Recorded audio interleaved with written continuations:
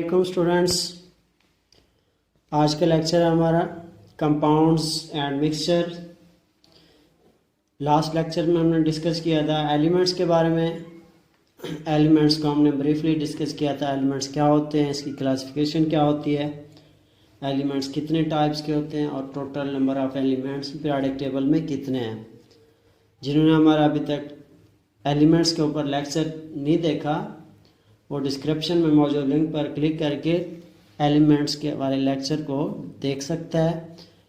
आज हम बढ़ते हैं नेक्स्ट लेक्चर की जानिब, कंपाउंड्स। फर्स्ट ऑफ ऑल हम कंपाउंड को स्टडी कर लेते हैं, नेक्स्ट मिक्सचर को स्टडी करेंगे। कंपाउंड क्या होता है, हमने इससे पहले डेफिनेशन में पढ़ा था सब्सटेंस। सब्सटेंस, दो pure form of matter is called substance. और एलिमेंट की डेफिनेशन पढ़ी थी कि एलिमेंट क्या होता है, एक सब्सटेंस होता है जो सेम टाइप ऑफ एटम से मिलकर बना होता है।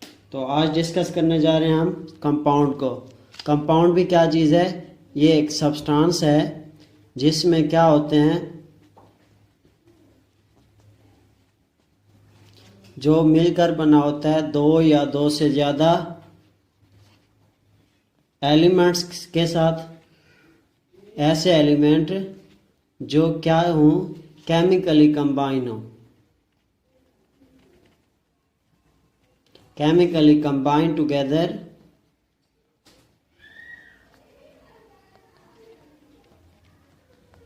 Fixed ratio by mass. ये डेफिनेशन है इसकी कंपाउंड की। कहता है कि एलिमेंट कंपाउंड एक ऐसा सब्सटेंस है जो दो या दो से ज़्यादा एलिमेंट से मिलकर बना होता है, केमिकल कम्बिनेशन हो जिनका, और उनका रेशो क्या हो, फिक्स हो, फिक्स रेशो बाय मास। तो अब दो तरह का कम्बिनेशन होता है, एक होता है फिजिकल कम्बिनेशन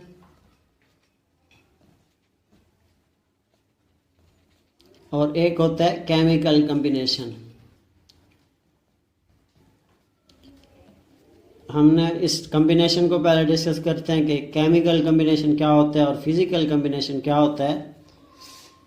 जब दो कोई भी कंपाउंड्स या कोई भी चीज़ें आपस में फिजिकली कंबाइन होती हैं, फॉर एग्जांपल आप वाटर ले लें और इसमें क्या आप ऐड करते हैं, NaCl ऐड करते हैं, सोडियम क्लोराइड टेबल साल्ट जो है, तो ये क्या होंगे, NaCl का सॉल्यूशन बन जाएगा और ये क्या होंगे, ये फिजिकली कंबाइन होंगे। ठीक है, आप क्या ले लें, वाटर ले लें, इसमें आपने क्या ऐड कर दें, सैंड ऐड कर दें, तो क्या बन जाएगा, सैंड का सॉल्यूशन बन जाएगा। और ये सैंड का सॉल्यूशन क्या कहलाएगा, ये फिजिकली कंबाइन होगा। और इन दोनों को हम क्या कर सकते हैं, दोबारा सेपरेट भी कर सकते हैं। ठीक है, ये फिजिकल कम्बिनेशन होगा जिसमें वाटर और टेबल साल्ट को हमने ऐड किया, NaCl सॉल्यूशन बना।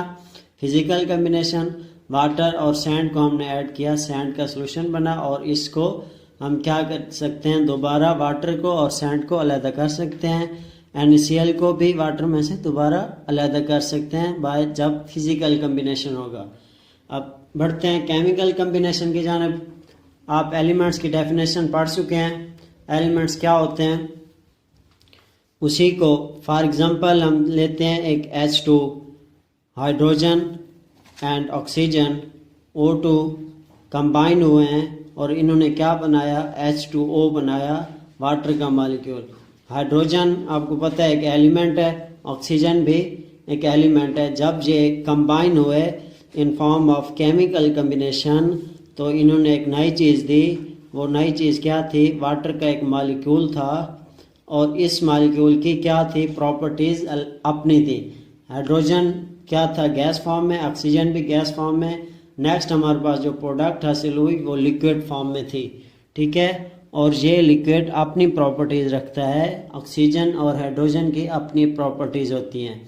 तो ये दो एलिमेंट जो मिले हैं ये केमिकल कम्बिनेशन है और इसको हम रिजल्ट के तौर पर हमें क्या मिला, वाटर का मॉलिक्यूल मिला।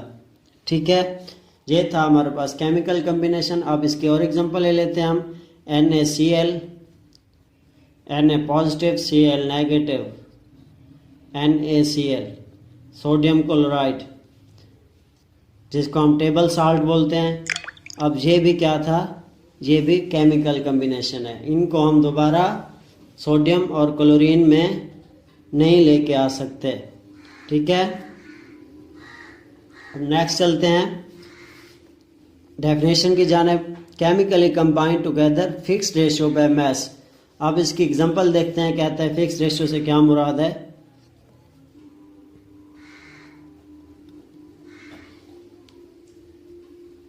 फॉर एग्जांपल हमारे पास H2O ये कोवेलेंट कंपाउंड है और एक NaCl है, ये आयनिक कंपाउंड है, और CO2 ये भी कोवेलेंट कंपाउंड है। अब H2O का देखते हैं कि ये किस रेशो के साथ कंबाइन हुआ है, फिक्स्ड रेशो बाय मास। तो इसका देखते हैं। आपको पता है कि H का एटॉमिक नंबर क्या होता है, एटॉमिक मास 1 होता है। तो हाइड्रोजन के कितने एटम हैं, 2 एटम है, प्लस ऑक्सीजन का 1 एटम है और इसका एटॉमिक मास होता है 16। तो 2 + 16 तो कितना बन जाएगा, 18। सॉरी, इससे आप ये तो इसका हो गया 18 AMU, इसका मॉलिक्यूलर मास हो गया। अब इसकी रेशो निकालेंगे। रेशो कैसे निकलेगी, H2O हाइड्रोजन का एटॉमिक मास 1 और 2 एटम, रेशो ऑक्सीजन का 1 एटम और एटॉमिक मास 16, 2:16। तो जब इसको टेबल ले जाएंगे 2 1 2 और 2 8 16, तो 1:8 के साथ हाइड्रोजन और ऑक्सीजन आपस में कंबाइन हुए हैं, तो एक वाटर का मॉलिक्यूल मिला है, बना है हमारे पास। अब नेक्स्ट एग्जांपल की जानिब चलते हैं। Carbon dioxide CO2। अब कार्बन का एटम है 1 और इसका एटॉमिक मास होता है 12। रेशियो हमने मालूम करनी है, तो ऑक्सीजन के 2 एटम हैं और इसका एटॉमिक मास होता है 16, 12:16। तो इस पे टेबल ले जाएं आप। 4 वाला 3 टाइम जा रहा है और 4 वाला टेबल 16 पे जा रहा है, कितने बार, 8 दफ़ा, ठीक है। 3:8 के साथ ये टेबल, ये CO2 क्या है, कंबाइन हुआ है। ये थी हमारे पास क्या, एग्जांपल H2O की और CO2 की। इसके बाद इसके एक्सप्लेनेशन पे चलते हैं। एक्सप्लेनेशन में चलने से पहले 16 को आप 2 से मल्टीप्लाई करेंगे तो ये 32 हो जाएगा और 4 वाला टेबल 32 पे जाएगा 8 टाइम, तो 3:8 ये क्या हो जाएगा, कार्बन डाइऑक्साइड की रेशियो हो जाएगी।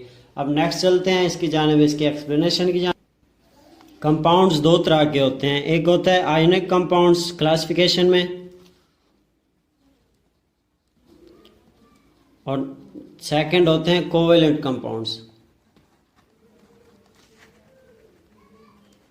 आयनिक कंपाउंड्स ऐसे कंपाउंड्स जो आयनिक बॉन्ड से मिलकर बने, वो आयनिक कंपाउंड्स कहलाते हैं, और कोवेलेंट कंपाउंड्स वो कोवेलेंट बॉन्ड से जुड़े होते हैं। आयनिक बॉन्ड क्या होता है, आयनिक बॉन्ड ऐसा बॉन्ड होता है जिसमें एक एटम इलेक्ट्रॉन लूज कर देता है और दूसरा एटम उसको गेन कर लेता है। कोवेलेंट बॉन्ड क्या होता है, कोवेलेंट बॉन्ड ऐसा बॉन्ड होता है जिसमें शेयरिंग ऑफ इलेक्ट्रॉन्स होते हैं, एक एटम इलेक्ट्रॉन शेयर करता है किसी दूसरे एटम के साथ, ठीक है।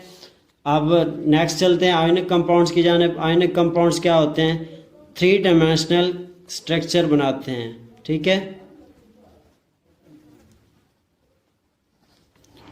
और ये 3 डायमेंशनल स्ट्रक्चर नहीं बनाते, do not exist in 3 dimensional structure.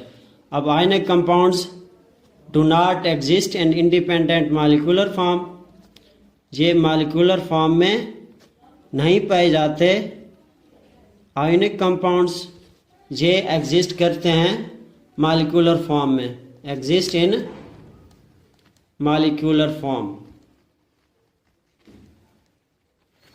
अब इनका मेल्टिंग और बॉइलिंग पॉइंट क्या होता है, हाई होता है,